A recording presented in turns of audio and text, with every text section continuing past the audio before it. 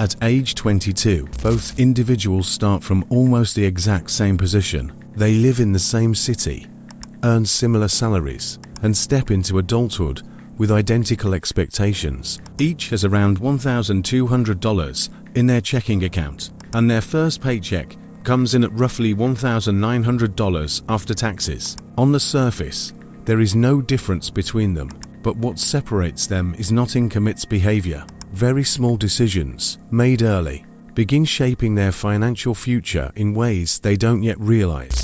The first individual, let's call him the builder, decides to keep his lifestyle controlled. He moves into a shared apartment where his rent is about $760 per month. Instead of spending first, he creates a system. He opens an investment account and sets up an automatic transfer of $230 every month. It's not a large amount, but it's consistent. He cooks most of his meals and avoids unnecessary expenses. He's not trying to look rich, he's trying to become financially stable. On the other hand, the second individual, the spender, chooses comfort and independence. He rents his own apartment for about $1,040, finances a car with a $400 monthly payment, and regularly eats out. Nothing about his lifestyle seems extreme, but he doesn't create any system for saving or investing. By the end of the first year, the difference begins to appear. The builder quietly builds around $4,900 in savings and investments.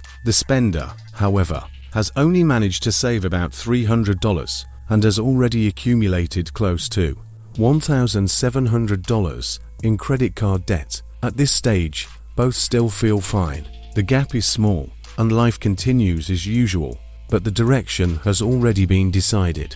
Between ages 23 and 24, both receive a raise of about $2,200 per year. This is where habits start becoming stronger. The builder increases his monthly investments to $370 and successfully builds an emergency fund of around $4,800.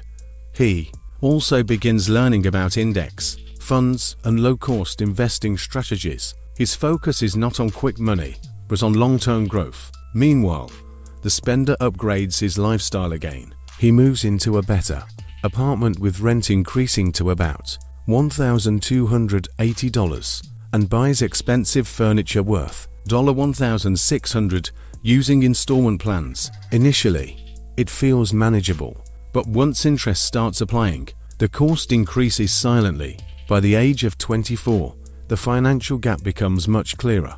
The builder's net worth grows to approximately $15,500, while the spender's net worth drops to around negative $23,500. Both are earning similar incomes, but their outcomes are completely different because of their systems. From ages 25 to 27, their paths begin to accelerate. The builder takes advantage of his company's 401k plan and contributes enough to receive the full employer match, essentially free money. Over time, he builds more than $24,000 in investments. At age 27, he makes a significant move and purchases his first small rental property for about $112,000.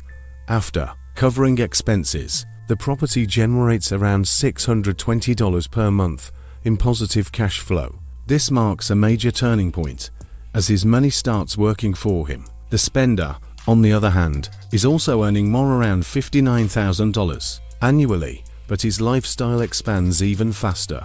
He spends more on dining, takes a $2,400 vacation on credit, and continues contributing very little toward investments. He leaves a portion of his employer match unused, missing out on easy financial growth. His income increases, but his financial position does not improve. Between ages 28 and 30, the difference becomes more dramatic. The builder reinvests his rental income and savings into new opportunities. By the age of 30, he purchases a second property, increasing his total passive income to approximately $1,450 per month. His total investments reach around $72,000.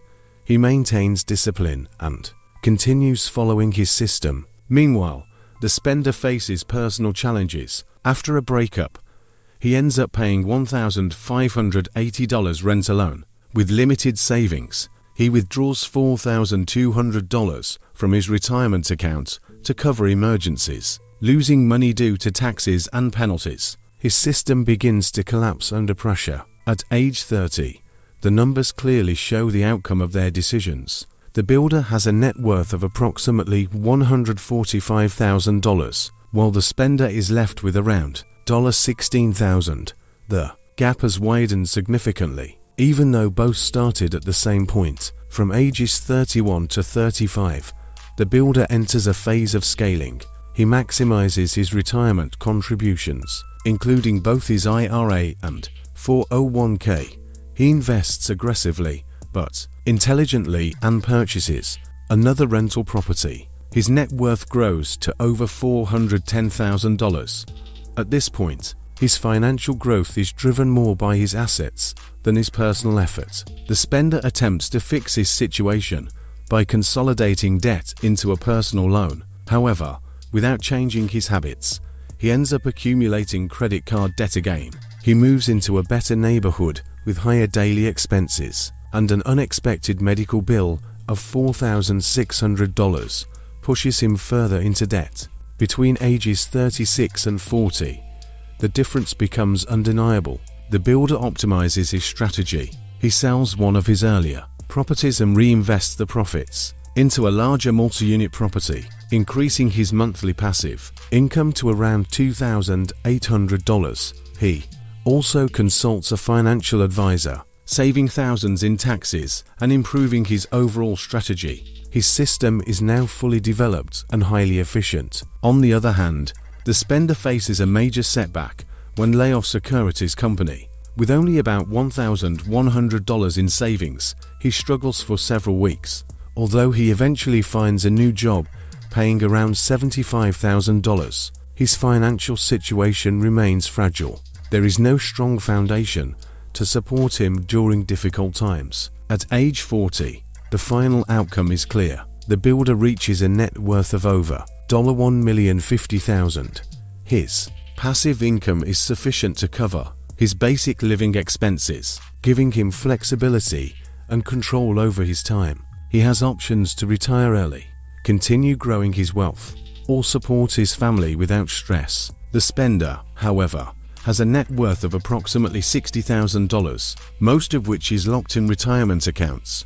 He continues to pay high rent and still carries debt that will take years to clear. He's not unsuccessful because of a lack of effort, but because he never built a system that allowed him to grow. In the end, the difference between them exceeds $1 million. But this gap did not appear suddenly. It started years earlier, with a small decision redirecting just a couple $100 consistently before spending it. That one habit, repeated over time, created a completely different life. Now the question is not about them. The question is about you, because the path you are on right now, whether you are building or just spending, will decide where you end up in the next 10 to 20 years.